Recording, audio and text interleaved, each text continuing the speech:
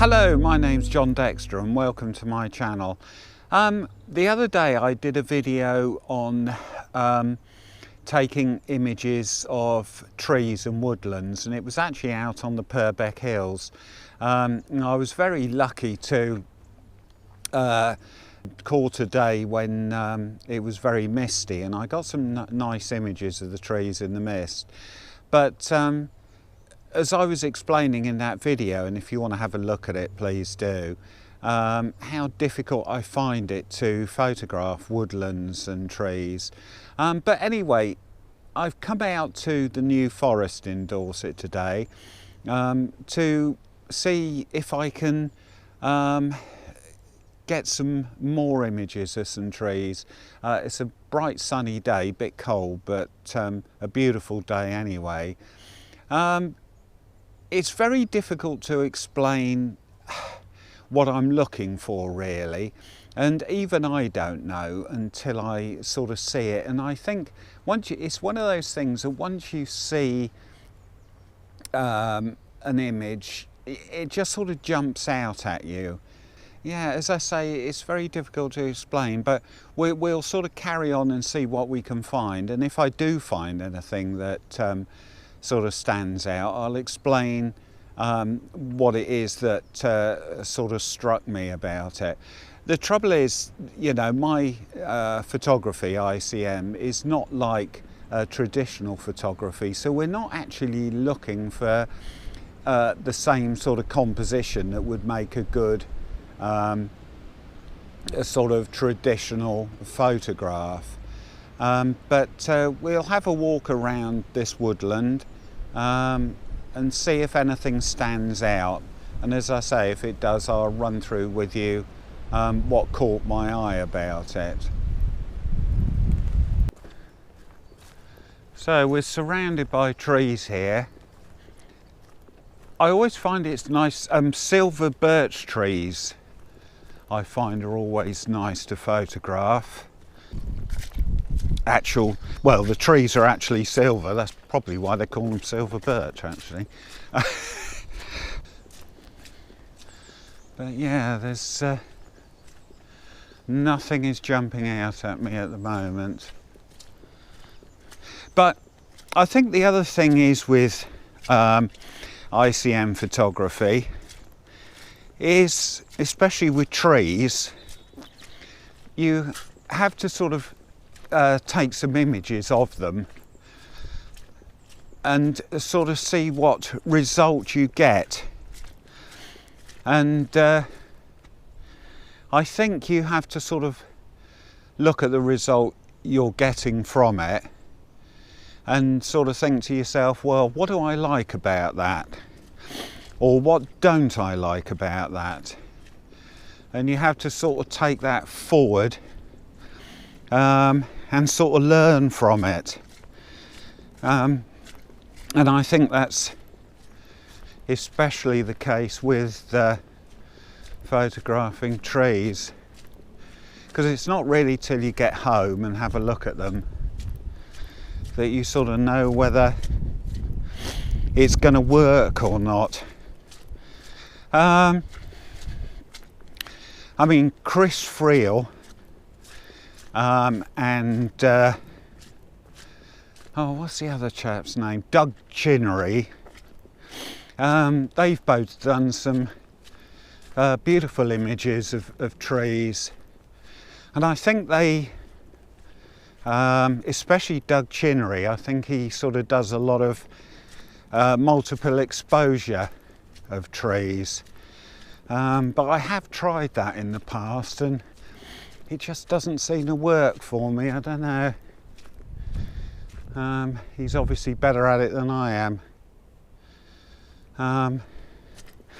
But there's also another photographer called Valda Bailey. She does a lot of multiple exposure. But her images are just on a whole new level. They're just absolutely amazing. Worth checking her site out. And it's always worth sort of looking at other photographers. I'm not saying copy them, but it's always worth looking at their work and trying to get ideas and inspiration from them, really, because that's the way we learn. But I always think it's a good idea to get your own technique, or get your own style, if you like, your own style of photography, because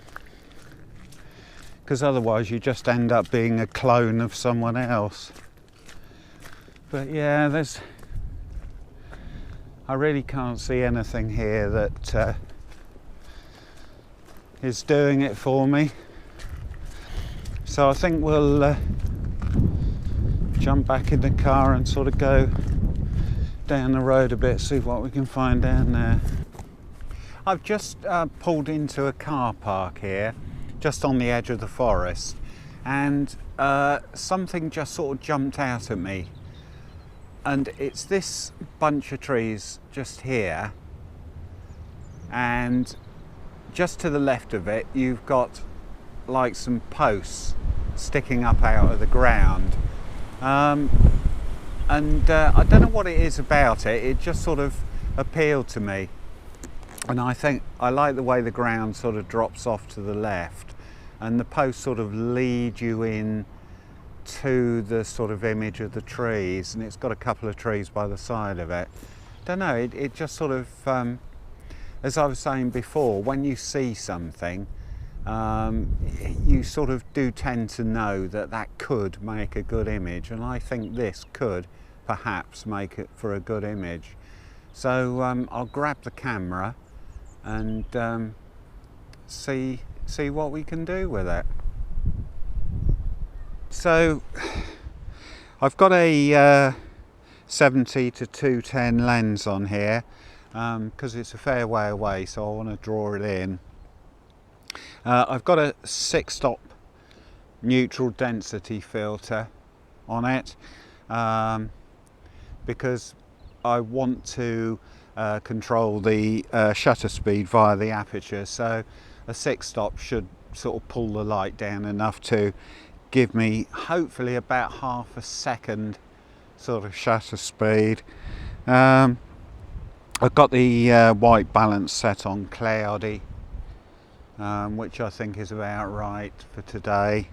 ISO is base rate of 200.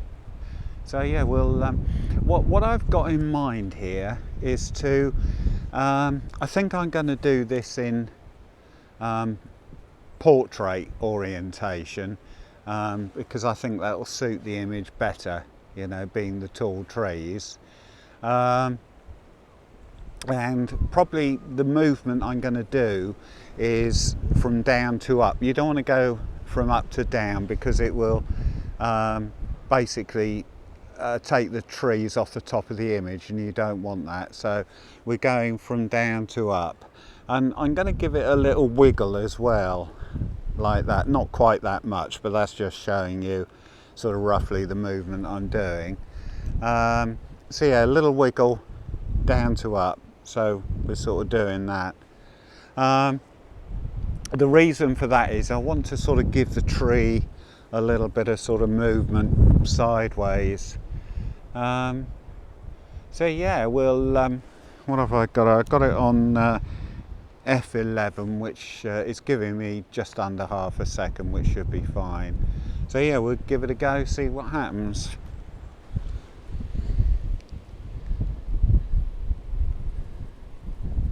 Yeah, I've got a focal length of about 135.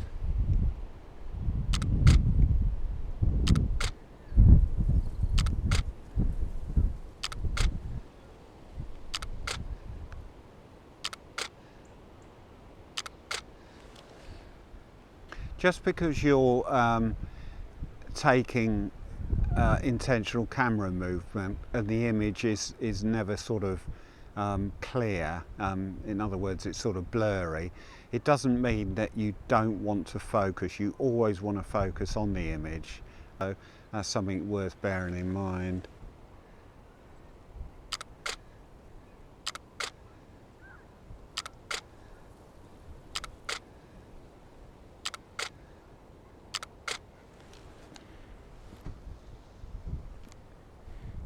I always feel such a fool talking when someone's around. You just feel such a twat. But yeah, as I say, you always want to focus on the image. So they're not looking too bad actually.